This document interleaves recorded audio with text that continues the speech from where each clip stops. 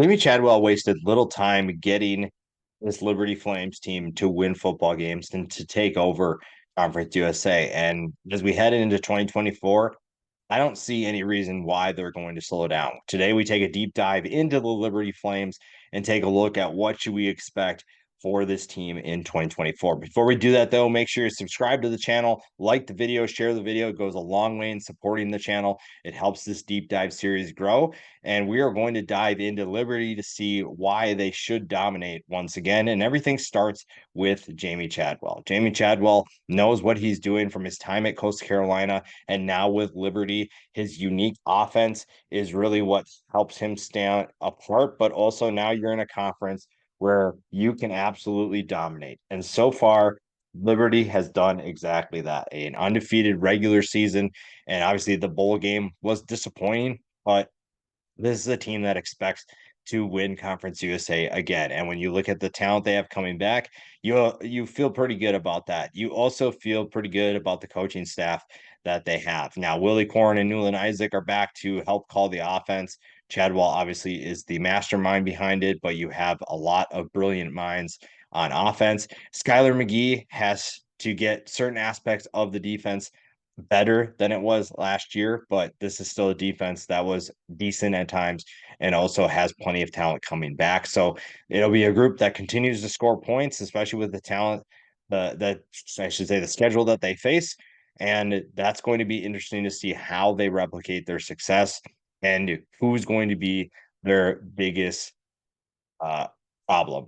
And when you look at the schedule, we'll talk about later, there are some intriguing non-conference options. There's also a couple in conference that we'll talk about, but there's still some concerns for the rest of the conference that you have to find ways to get everyone up to speed with Liberty. And right now, I just don't think that anyone has what Liberty has, and that's really going to be a problem when it comes down to it because Liberty is just so good. And when they lost a couple players, they also went out into the transfer portal and brought in some guys that are going to play solid roles for them. Now, what I had to say, the one thing that I would say is getting Caden Salter back was probably the biggest win for Liberty, probably the biggest win for any program this year. Caden Salter is the heart and soul of the offense, and he came back instead of going to a Power Five program.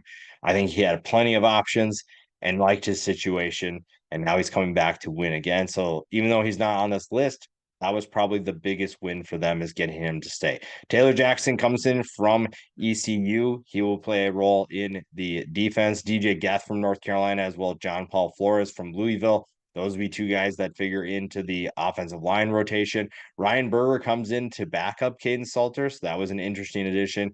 And then Tyson Mobley adds to what should be an intriguing passing attack. Even though this is a group that finished 90th in passing, this is still going to be a really fun offense because of their balance, even though they're going to be a run first, a run heavy offense. You lost a couple of players to the transfer portal. The secondary took some big hits. Robert Rahimi is gone. You lose Kobe Singleton and Preston Hodge. Also on the defensive side of the ball, Kendi Charles is gone. The biggest loss, though, has to be CJ Daniels. The wide receiver was an absolute stud for Liberty. He is gone, but you do have some players that we'll talk about a little bit that can make their life a little bit easier. And the offense, like I said, everything runs through Caden Salter. When you look at what this offense does really well, they have a quarterback that's really good. And sometimes it's just you have the most talented player on the field, and Caden Salter is going to be that guy in pretty much every game that they play. You probably can make a strong argument that every team they play, Caden Salter is the best football player on the field. Threw for over 2,800 yards and 32 touchdowns. So again, while that passing attack wasn't super prominent, it's still lethal. Don't let that 90th overall fool you. This is a group that will shred you through the air as well as on the ground. He also rushed for over 1,000 yards and 12 touchdowns. Now, the one thing about Caden Salter, I think that I knew he was a dual threat, but I didn't realize how good he was at running the football, at running the option. And now you're coming back after a full year of experience, and he is capable of elevating his game even more. That's terrifying. You put up bigger numbers, and there's really no reason to see this group being held back. And Salter is going to be that big reason why this team succeeds. We talked about Ryan Berger coming in from App State to back him up. So I feel pretty good about what happens if Salter can't go or whatever. 73 yards and one touchdown last year for Berger, someone who was expected to compete for the starting job. Obviously, that did not happen. But that being said, he is still going to be a solid backup. You also get Jaden Bradford, who probably will redshirt. That's the ideal situation for Liberty to get him as much playing time as possible, but then also find ways to get him the 4 games and let him just sit and learn from the guys in front of him. The rushing attack obviously isn't just Salter. You get Quinton Cooley back, another great win for this Liberty Flames team. 1,400 yards and 16 touchdowns last year. 5'7", 210 pounds, a little bit on the undersized side of things, but still someone who is a big time playmaker. And in this conference, they're going to do that again. Billy Lucas is another option for them. They're going to use multiple back sets. So you're going to see Lucas and Cooley. And Lucas is no scrub either. Nearly had 600 yards and 6 touchdowns last year. So they like to get both backs involved. And as you can see, they are deep and they are super talented. The starting group is really good, but if you have to go to the backups, Von Blue, very capable back, 6.1 yards per carry. James Jointer Jr., 215 yards and 2 touchdowns. You're looking at good players that can really make an impact and give you good depth. Victor Venn, if you have to go this deep, and then Caden Williams coming in from Middle Tennessee. So you have a rushing attack that should be once again one of the best in college football. They finished first last year in rushing. So this will be a group that continues to move the football down the field on the ground, but also the passing attack is going to be good too. We just talked about Kane Salter, what he's capable of doing. He threw for over 2,800 yards, nearly 2,900, 32 touchdowns. That's not a group that is struggling to throw the football or is reliant too much on running the football. This will be a team that throws the football quite a bit, and you have options. Losing Daniels obviously hurt. You lost a couple of guys over the last couple of years that are going to be missed, but I really like what this group has returning. Treon Sibley could be a more prominent player in this offense. 467 yards and 4 touchdowns, averaged 20.3 yards per catch. You're going to see those inflated numbers with this offense, but you need the players that can make those catches and make those plays. Sibley will be one of those guys. Reese Smith in 2022 at West Virginia, 205 yards and 1 touchdown. We didn't see him last year. He is going to play a bigger role for the Flames this year, and so is Dante Lee, redshirt sophomore who didn't have a catch last year, but at 6'3", 175 pounds, could maybe take over that CJ Daniels role of being that proven playmaker, that proven deep threat. And you have options between him, Smith, and Sibley. Bentley Hanshaw comes back at tight end. Now, the tight end position is probably not something you hear about a ton when you talk about Liberty football, but he is someone who could be a factor. 6'4", 245 pounds, 219 yards, and 5 touchdowns last year. And then when you look at the depth at these positions and what they have, you have, I think, some solid players. I think Tyson Mobley is someone who could take a more prominent role with his new team. He comes back to reunite with his former coach and staff, with Jamey Chadwell leading the way. He is someone who could be more of a factor. Kylan Austin on just 3 catches, averaged 28 yards per catch. Again, a product of that offense, but still really interesting. And then when you look at Markel Fontenberry, someone who could play a bigger role, has good size at 6'4", 205. I know the staff really likes what he brings to the table as well. The tight end position isn't bare either. You bring in another Coastal Carolina transfer in Jacob Jenkins.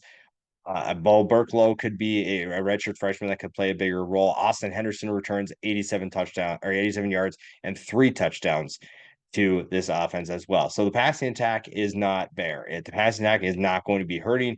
You're not going to struggle to find options. You just have to find that chemistry with Caden Salter to be able to move the football down the field. And I really like what this team brings back and what they're capable of doing when it comes to competing in Conference USA. The offensive line is the biggest part of that, but you bring back experienced players as well as bring in experienced talent. So when you look at the starters are the most experienced group, obviously, and you have talent behind them that maybe isn't as experienced. Jack Tucker is the least experienced player on this offensive line, but still has 13 games of experience. 6'7", 295 pounds. You also have a towering Xavier Gray at 6'8", 335 pounds. When you look on the interior, plenty of experience as well. So you look at Harrison Hayes and John Paul Flores at the guard position. Hayes has 16 starts under his belt. John Paul Flores comes in from Louisville with 25 starts under his belt as well. Jordan White is the key for this, and he comes back, and the staff really likes what he did last year, and they like his abilities at center. They trust what he can do, and that's huge with Caden Salter coming back. You have familiarity with the guy snapping you the football, and you have a guy who's athletic enough to get in certain positions, reach certain guys, and get everybody else into position. The offensive line, as far as they go, if they're good, they are going to be an explosive offense. If this offensive line struggles, they still have the skill position talent to be solid. But again, I don't foresee too many issues with this group. When you look at the backups, Hunter Porterfield is the backup for both tackle positions. DJ Geth comes in, like I said, from North Carolina. He'll rotate in at guard. Cal Grubbs may play a more prominent role than originally expected, but he is definitely a capable player, even though he hasn't seen the field quite yet. So this offensive line gives plenty of options, brings back plenty of talent. And this is an offense, like I said, that should be really, really tough to stop. We already seen that in the college football 25 video game, but you're also going to see that on the field as well. The defense just needs to do its part. And this is a group that, when it comes to stopping the run, they finished 26th. So you have plenty of experience doing that against your own team in practice. But this is a group that, besides defending the pass, was overly solid. I think that they were a good group, and they just struggled couple times with certain things. Now, you're going to have to replace certain talent, but when you look at what they have coming back, there's plenty of reasons to be excited about what this group can do in 2024. TJ Bush is probably the leader of the defensive line. 37 tackles, 7 tackles for loss, 2 sacks. He's a disruptive player. Opposite of him, CJ Bazile Jr. is back, 49 tackles, 10.5 tackles for loss, and 3 sacks. He'll play the joker position for this team. Has that hybrid role at the defensive line, linebacker, safety, kind of one of the, you have a number of those different roles. He will play the role for that. I really like that tandem. I think both of them are capable of being disruptive and ruining what teams try to do. And the interior is going to fly under the radar, but that's also a solid duo. Bryce Dixon and Jay Hardy are solid. They combined for 66 tackles, 8.5 tackles for loss, 3.5 sacks between the two of them.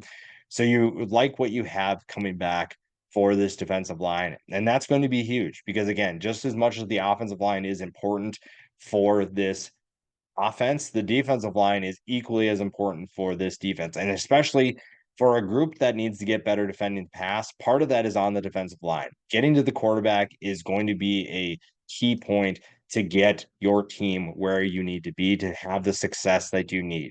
And now, granted, you don't have maybe some of the more explosive passing attacks, but you still have to get to the quarterback. You don't want to give teams any more reason to believe that they can beat you. And with what we saw from Liberty last year, teams are going to come in with a chip on their shoulder. And people say, this is everybody's Super Bowl. Liberty in Conference USA is going to be everyone's biggest game, and they're going to try to find ways to knock them off. It's an upset if they lose because of how good they are.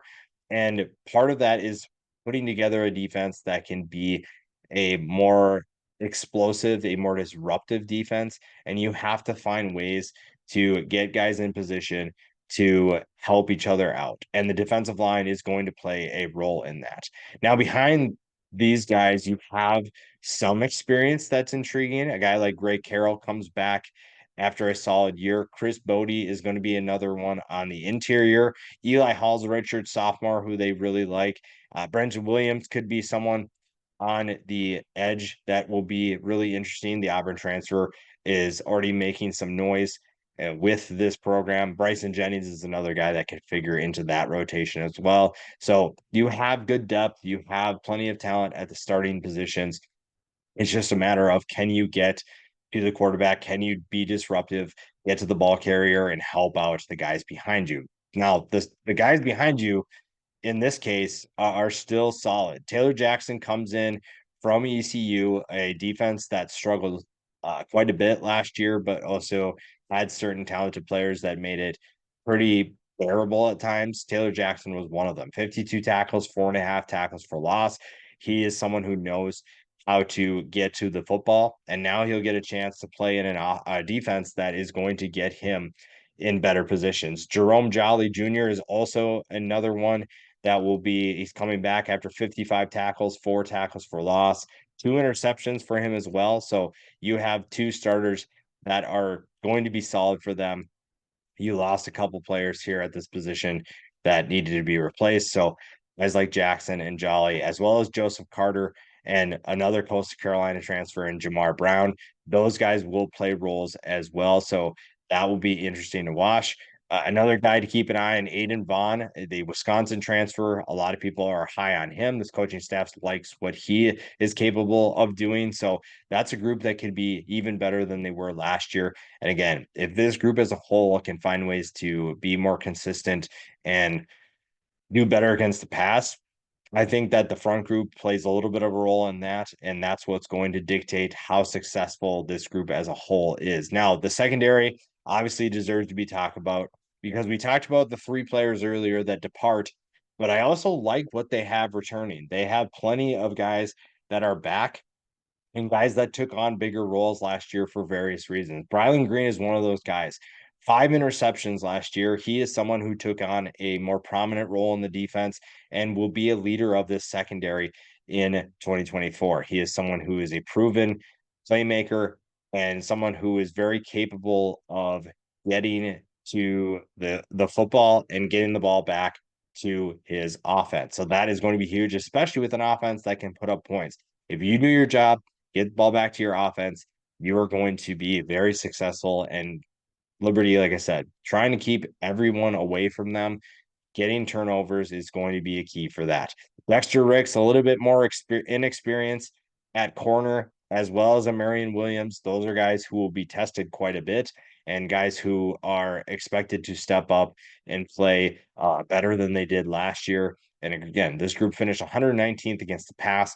So you're needing to find ways to improve. Quentin Reese could be part of that as well, though he's slotted to play at the nickel position. So we'll see there. He could also slide over and play safety if Green needs a breather or if Eldrick Griffin it needs a breather, whatever. And Griffin comes in from Tyler Community College, so he's a new player that will play an interesting role for this team as well. The depth behind them has some freshmen and some transfers as well. Dominic Hill and Marquise Bell come in from Temple and the junior college ranks, respectively. You also have some experienced players in guys like a Corey Jones, 16 tackles, 2 passes defended. Jaden Sweeney, just 2 tackles. But you have some guys that know what this defense expects, what the scheme is going to look like, and you have to find ways to essentially not be complacent with what you did last year. That's still a talented group. It's not that they're bad. You just have to find ways to be, again, one of the biggest things. And we'll just dive into the strengths and concerns of this team because the strengths of Liberty are pretty obvious. The concerns are also fairly obvious as well. I think that when you look at this team, the biggest X factor for them is complacency. This is going to be a year in which you dominate a lot of teams, but it's kind of like when you're playing college football 25 and you're up 21 on someone and you just start doing random stuff because you're like, well, I'm bored and I'm gonna win this game. Liberty essentially is going to be in that boat where they are ahead and they need to keep their foot on the gas. That's going to be the biggest X factor to me because they have plenty of strengths. Quarterback's a strength, running back's a strength, defensive line overall is a strength, secondary is a strength. Concerns probably going to be linebacker and what they're capable of doing, though we talked about before. I like the talent level there. Defensive line depth is probably the biggest question, though again, they have some talent to be able to compete at a high level. So there's really not a ton of concerns if you are Liberty, but you also have to combat certain things and certain expectations because if you don't find ways to keep your foot on the gas, like I said, teams are going to try and test you, and that's where you're going to get caught. And there are some teams on this schedule that are very capable of beating Liberty. There aren't teams that are just going to get walked over every single week. And when you look at the schedule, it's easy to see why there's 10.5 wins in Vegas. And the ceiling is 12-0, but I also think the floor is 10-2. And we'll dive into the schedule here. Campbell should be a win. We don't need to talk about that. At New Mexico State might have been trickier if Jerry Kill and a lot of that talent returned, but the fact that they lost a lot of that to the transfer portal, Kill has moved on. I think New Mexico State goes back to kind of their days pre-Jerry Kill, and that's not good. UTEP is not a very good team right now, especially not on Liberty's level. ECU is interesting. The next two games are the interesting ones. ECU and at App State. ECU at home should be a win. But ECU under Mike Houston, I just can't doubt them that much because I know that they're going to be an improved team. So that could be a tough one, especially with it being ahead of a big trip to App State. App State is a team, if you play in their stadium and you're playing on the road against the Mountaineers, that is a tough place to win. And Liberty is going to be they're going to get a run for their money, and that's going to be a fun game to watch. If they're able to survive that, there's really only one or two other concerns that you might have. FIU, I don't really see much from FIU in terms of competing with Liberty. At Kennesaw State, the new Conference USA team, same thing there. So those should be two wins. Jacksonville State at home is going to be tough. I think Rich Rodriguez has done a good job with that program, and they made the transition last year. Now they get a chance to show that they can compete once again with Liberty and maybe even win that game. At Middle Tennessee, I don't know what to expect there. Derek Mason's running the show, so maybe they have a plan for Liberty, especially with Mason's defensive mind, but we will see. At UMass should be a win. No concerns there. Western Kentucky, if they're better, could contend there. And then at Sam Houston, I think Sam Houston is going to be a much better team record wise. When you look at last year, they lost a lot of close games and they had a defense that was pretty solid. I just don't know if they're capable of competing with a team like Liberty. So this is a really interesting team if you are a Liberty fan. I think that there's a lot to be excited about. I think there's a lot to like. And it's just a matter of combating that complacency and reminding your team that you're looking to go 12-0 once again, win Conference USA, and play potentially in the college football playoff. There's more on the line this year. So maybe the complacency isn't as much of an issue, especially with the playoff being there. So keep an eye on that. Liberty is going to be a tough team. They are going to be a really explosive team. And I don't see too many steps back for this program this year.